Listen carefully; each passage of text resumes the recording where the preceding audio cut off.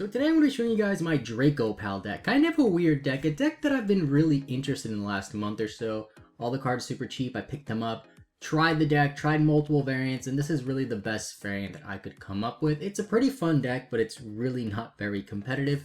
Also, just want to say I'm using a new mic, at least I'm trying to use a brand new mic. If it works properly, then let me know. If it doesn't work properly, I'll edit the video saying that I'm just using the regular mic on my camera because that's what I typically use for these Yu-Gi-Oh videos. But anyway, so Dracopal's a really interesting deck. Let's just get into it and show you what the deck can do. So first off, we have the main card, 3 Performapal Pendulum Sorcerer, recently printed as a common, which is crazy to see because a few years ago this was like one of the best cards in Yu-Gi-Oh! And now it's a 10-cent common. So what this card does, if you don't know, is if it's destroyed, if it's special summoned, you can destroy your scales, or up to 2 cards on the field, typically your scales, and then add that same amount of Performapal monsters from your deck, which is really, really strong. Level 4 Earth, which is also relevant. Then for the other Performapals, we have Lizard Draw and Get Turtle. The combo with these basically is a pot of greed. We have one Performapal Odd Eye Synchron. So this is actually pretty good because it actually lets you change the level of a monster to 1 and turn it into a tuner. So there's a couple of Earths in this deck. So what you do is you make Nat Beast with it, which is kind of cool because if you have like 2 sorcerers, you scale one of this and then you make the other one level 1. And then you just synchro for 5 with Natural Beast, which is pretty cool. And then 1 second donkey, this is a Stratos for Performapals if you have 2 scales.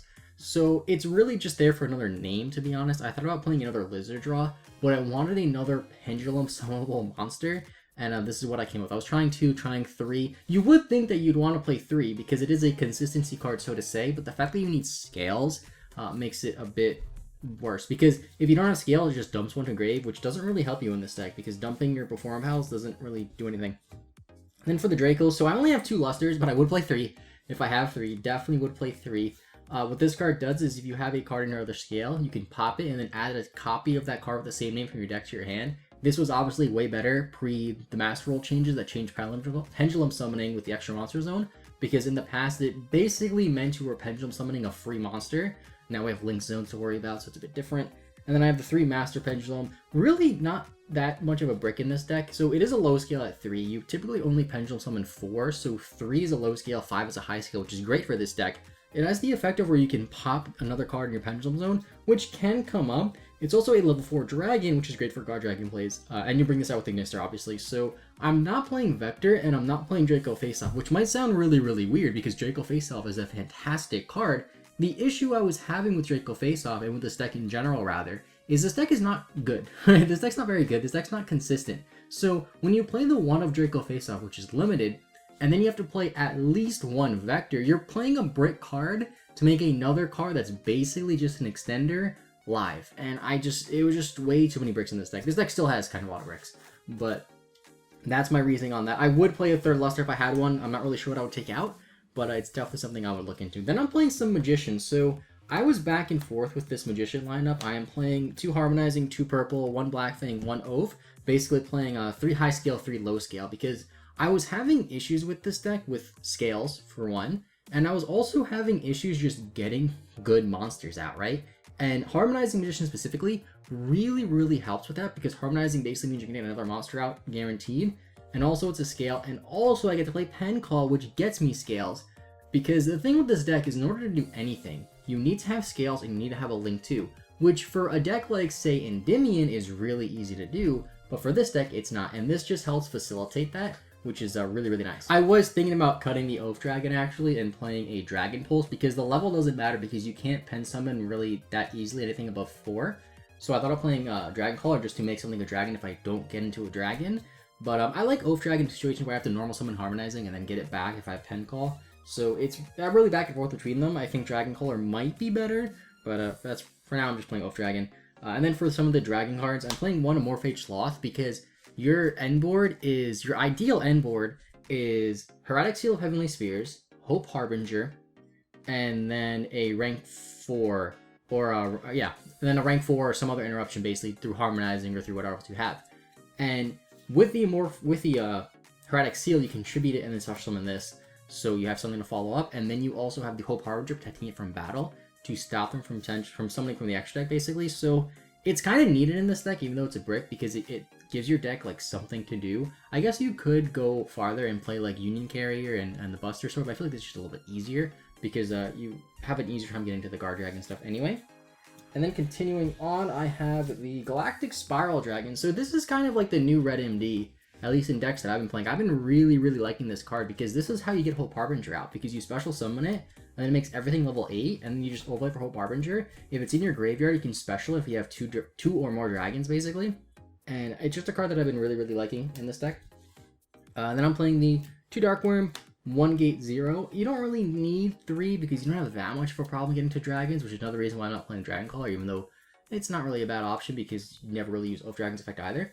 But the thing with this is basically it's another extender too. So like I was saying before, the biggest issue with this deck is you have to have scales and you have to have a link 2, and then on top of that you have to have things to pendulum summon, right? Because in theory, in order to get to scales and a link 2, that's 4 cards in your 5-card hand, and then you want to be able to pendulum summon stuff. So this is also an extender and a dragon, which is why I play it. Supreme King comes up sometimes because it's a nice low scale, and it's like the lowest scale in the deck because you could scale this and then special summon, say, your Lizard Draw, which is only level 3, because otherwise it's really hard to get that one out. And then continuing on, I have Passing Glider as an extender, and then I'm also playing 1 Jester Confit as an extender, and I guess an Instant Fusion to go into the spells. So, like I said, I wanted extenders, and I wanted extenders that weren't, like, once per turn to conflict with each other, because if I just played 3 Passing Gliders, if I open multiple, the other 2 would be dead. If I just played 3 Curtain Raiser, which would be better because level 4, the other ones would be dead. This actually should be a Curtain Raiser, now that I think about it. I do have one, I just don't know why I didn't put it in.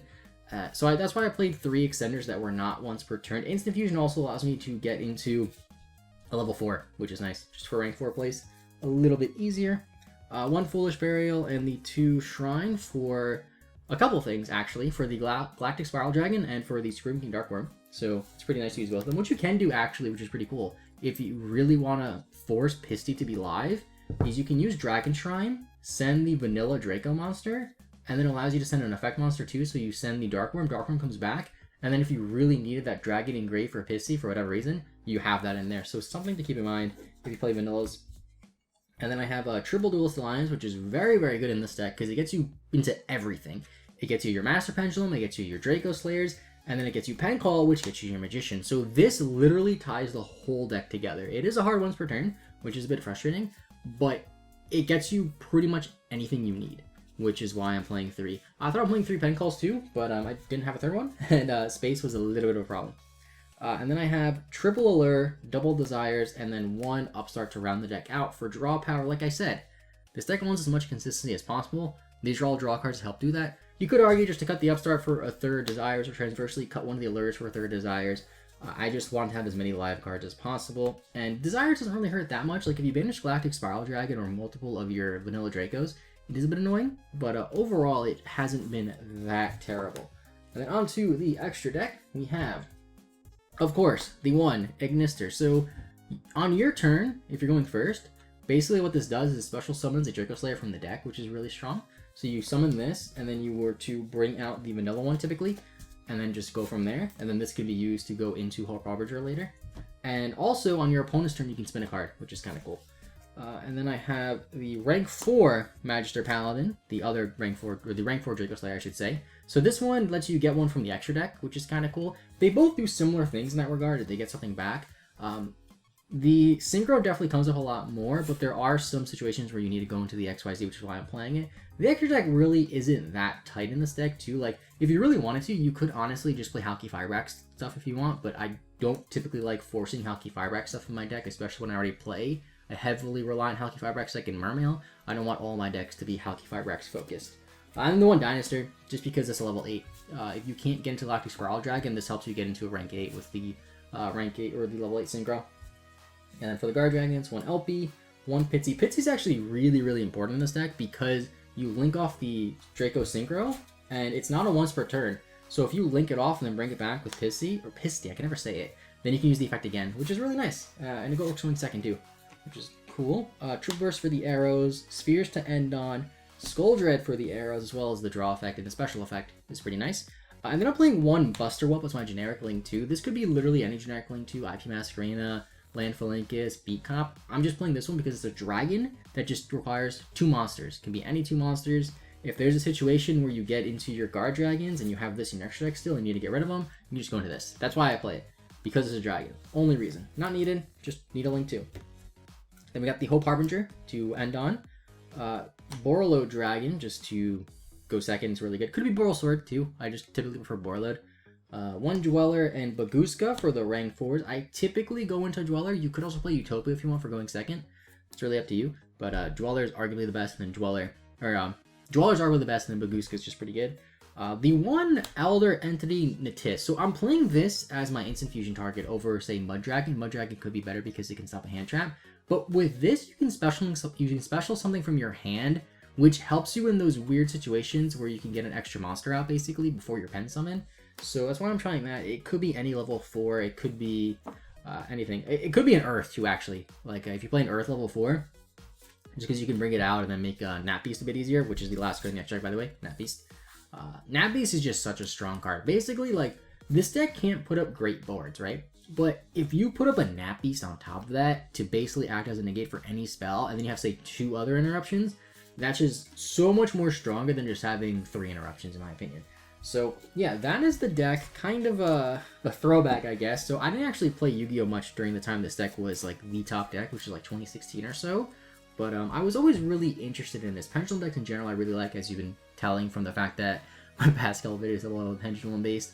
But that's the deck. Leave a comment down below what you think. I might do a test hand video. If you guys want to see a test hand video, I guess, leave a comment down below and I'll definitely do one. Although, like I said, this deck really isn't that great. More of a fun deck that I want to try out that was super, super cheap. Going forward, though, we are going to have a lot of appliancer videos. My appliancer cards should come in very, very shortly. I have a couple of different deck profiles planned. Definitely going to do test hands for appliancers. Going to do a pure build. Going to probably do an Orcus build. Really fun. I'm looking forward to that. Either way, leave a like if you enjoyed. Subscribe if you're new. I'll see you all next time. Thanks for watching, and